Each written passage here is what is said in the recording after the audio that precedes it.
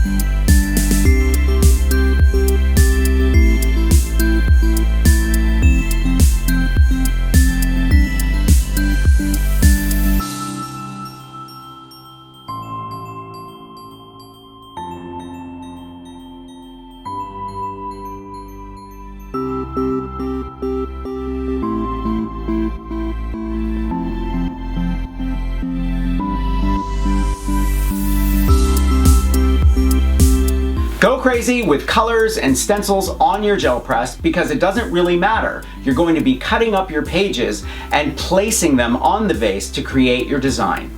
Thumbs up if you like this video, leave me a comment and I will get back to you. Subscribe to my channel if you haven't already. Check out gelpress.com. Grab a copy of the Big Ass Book of Crafts and I will see you next week. Bye.